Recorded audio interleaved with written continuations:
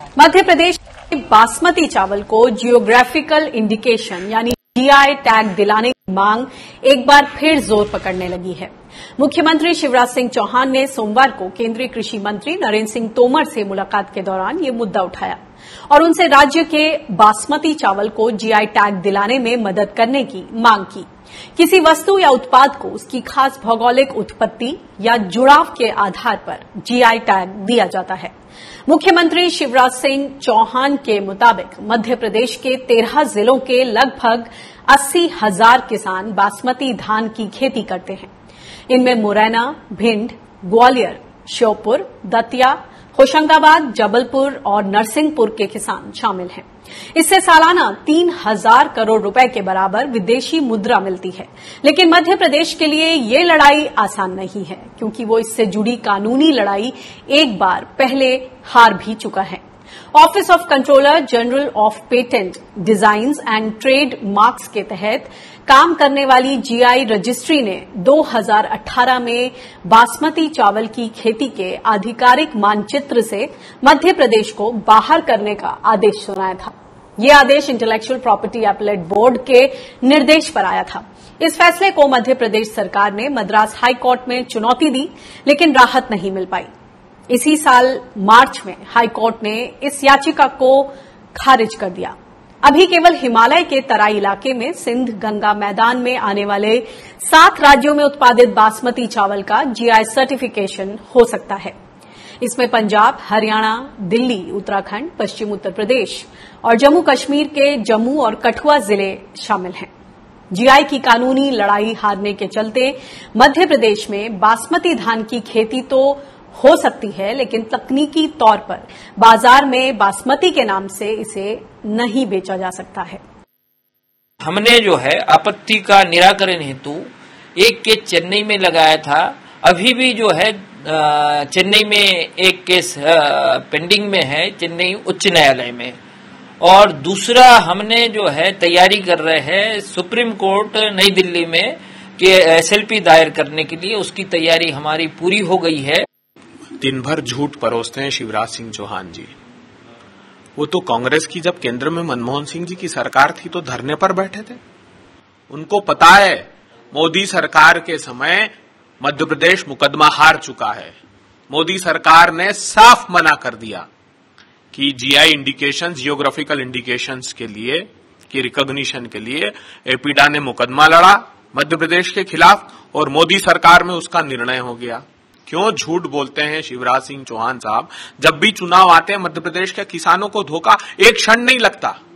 और इस मुद्दे को और ज्यादा तफसील से समझते हैं। हमारे साथ 3 खास मेहमान हैं। हमारे साथ हैं विजय सेतिया जी, जो कि all India rice exporters association के एक्स प्रेसिडेंट हैं। हमारे साथ किसान नेता केदार सिरोही हैं मध्य प्रदेश से, और हमारे साथ अंकुर हैं, जो कि प्रेसिडेंट हैं न्यू दर्पण सोशल वेलफेयर सोसाइटी से। आप तीनों का बहुत बहुत स्वागत है।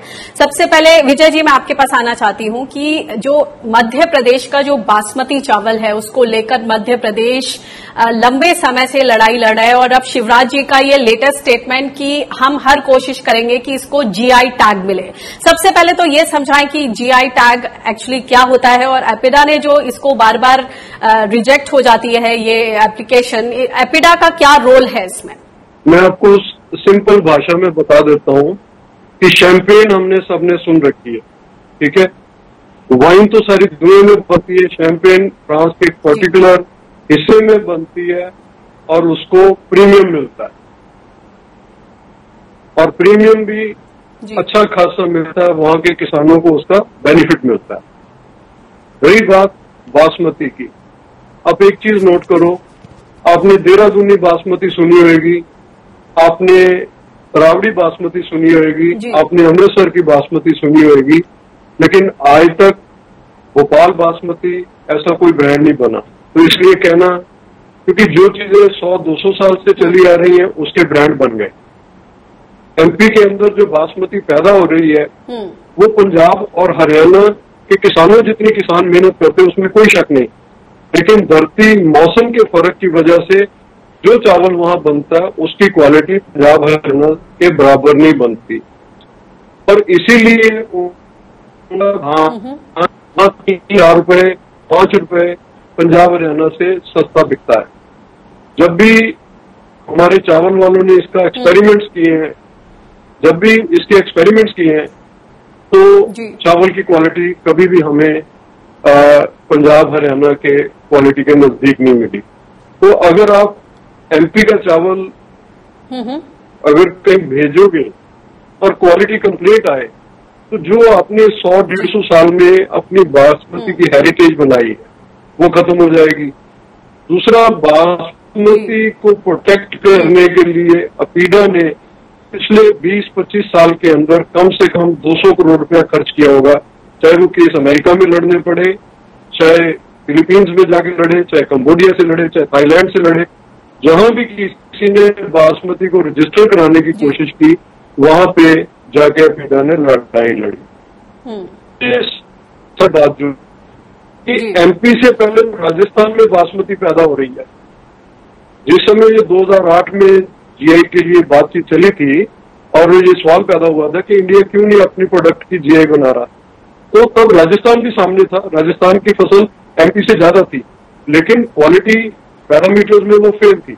क्वालिटी पैरामीटर मैच नहीं कर रहे थे, अच्छा चावल नहीं बन सकता, तो उसको कभी इस पर मैं सीधे अंकुर के पास जाना चाहूंगी। अंकुर, आपने एपिडा में इसको लेकर एक एप्लीकेशन, आपने इंटरवीन एप्लीकेशन फाइल की, अपना केस सामने रखा है। जो ये बातें विजय सेतिया जी ने सामने रखी, उस पर आपकी क्या प्रतिक्रिया है कि एमपी तो इसके लिए जाना ही नहीं जाता, जो एक बासमती की खुशबू, जो उसका लॉन्ग ग्रेन साइज, जो तमाम वो पैरामीटर्स हैं, या आबो हवा मिट्टी की बात करें तो कहा जाता है कि इसीलिए रिजेक्ट हुआ क्लेम, क्योंकि जो लॉन्गिट्यूड लैटिट्यूड के हिसाब से जो ज्योग्राफिकल पोजीशन है वो इसको सूट नहीं करती, वो उसके मुताबिक नहीं है। आपका क्या सबमिशन है? देखिए, इस पर जो एप्लीकेशन हमने की, उसमें हम लोगों ने बहुत सारे ऐसे तथ्य रखे थे जिसमें ये एक्सप्लिसिटली क्लियर हो रहा था कि जो बासमती एमपी में प्रोड्यूस हो रहा है वो उसी क्वालिटी का बासमती है जो बाहर जगहों पर प्रोड्यूस हो रहा है।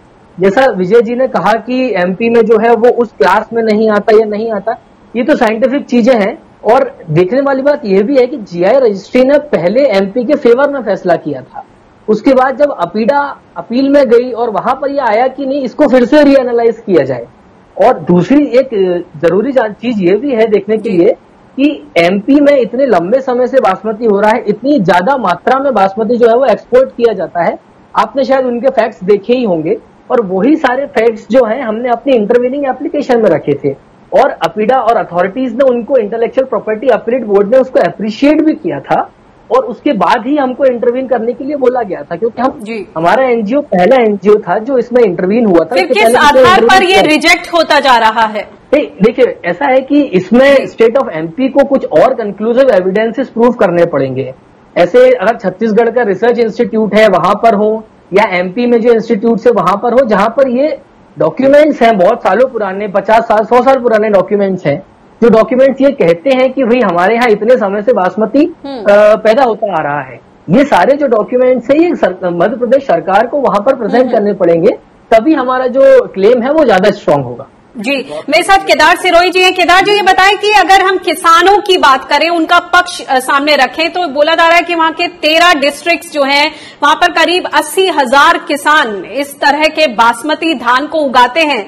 अगर ये टैग नहीं मिला तो किस तरह का नुकसान? और जिस तरह से विजय सेतिया जी ने ये बात सामने रखी है कि जो देश के बाकी जगहों के जो किसान हैं उनका भी इंटरेस्ट देखना है, जो जीआई टैग है उसकी वैल्यू, उसकी इंपॉर्टेंस किसी भी तरीके से डाइल्यूट नहीं होनी चाहिए। आपका क्या मानना है? देखिए, इसमें 2-3 तरह के प्रश्न उभर के आए हैं। पहला मैं बता दूं, जो विजय साहब ने कहा है, मैं उनकी बात से बिल्कुल भी इत्तेफाक नहीं रखता हूं, क्योंकि हरियाणा पंजाब की जो ट्रेड लॉबी है उसने आके मध्य प्रदेश में पूरा चावल पर प्रोक्योरमेंट करके यहाँ पर आकर इंडस्ट्री लगाई है, और जितने भी ये लोग एक्सपोर्ट करते हैं उसमें मध्य प्रदेश का, विशेषकर जो होशंगाबाद का है, अंकुर भाई बहुत अच्छे से जानते हैं, ये मध्य प्रदेश में काफी इस पर अध्ययन कर रहे हैं। जो हमारा होशंगाबाद संभाग है और जबलपुर संभाग है, उसका धान जो बासमती उसको प्रोक्योर करके कर रहे हैं। सवाल ये नहीं है कौन कितना उत्पादन कर रहा है, जीआई के लिए सवाल ये है कितने सालों से ये लगाई जा रही है। तो मध्य प्रदेश में कई सालों से लगाई जा रही है, आज की ये वैरायटी नहीं है। ये रहा दूसरा बात। तीसरा यह है कि आज मध्य प्रदेश के किसानों के लिए जीआई इसलिए जरूरी है कि ये जो बासमती के नाम पे, मध्य प्रदेश के बासमती के नाम पे अन्य राज्यों के और जो दूसरे एक्सपोर्टर हैं वो अपना पैसा कमा रहे हैं, जो मध्य प्रदेश को नहीं मिल रहा। देखिए, जब जीआई आ जाएगा, जियोग्राफिकल इंडिकेटर हमारी क्रॉप का हमें मिल जाएगा, तो उसकी हमारे को एक आइडेंटिटी मिलेगी, उसके साथ हमारी गुणवत्ता मिलेगी, हमारी उसकी खुशबू मिलेगी, हमारा उसका टेस्ट मिलेगा, और उसके ऊपर जो प्रीमियम, आज विश्व पूरा जो है वो बासमती खाना पसंद कर रहा। हम वर्ल्ड के सबसे बड़े एक्सपोर्टर हैं इसके चावल धान के, और आज की तारीख में बासमती आप उत्तर चले जाइए, पूरब चले जाइए, पश्चिम चले जाइए, हर जगह बासमती की डिमांड है, विशेषकर मध्य प्रदेश की। तो जब हमारे उत्पाद का, जो हमारे 80,000 किसान, अब मुझे ऐसा लगता है 1 लाख से ज्यादा करीब हो गए हैं, और ये 13 से 15 डिस्ट्रिक्ट में विजय जी ने सामने बात रखी कि एक परसेप्शन की बात है। कहीं भी अगर बात करिए तो बासमती चावल देहरादून का या फिर इंडो गैंजेटिक प्लेन्स जो पंजाब का, ये जहन में एकदम से ये राज्य उभर आते हैं, मध्य प्रदेश इसमें नहीं है। तो जो ये परसेप्शन की बात है, इस पर आप क्या कहेंगे, और किसानों को इसकी वजह से कितना नुकसान होगा?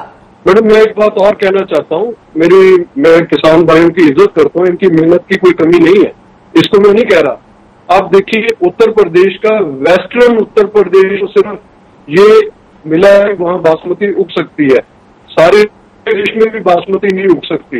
इसकी खास बात जो है कि इंटरनेशनल ट्रीटी है जिसमें यूरोपियन यूनियन के साथ पाकिस्तान और इंडिया का एक समझौता हुआ, तब बासमती के ऊपर उन्होंने इंडिया और पाकिस्तान से इंफॉर्मेशन मांगी थी कि आपके यहाँ कहाँ बासमती पैदा होती है। उस समय राजस्थान एक क्लेमेंट बन सकता था, लेकिन राजस्थान को हमारी गवर्नमेंट ने शामिल नहीं किया क्योंकि वो क्वालिटी पैरामीटर्स में पूरा नहीं उतरता था।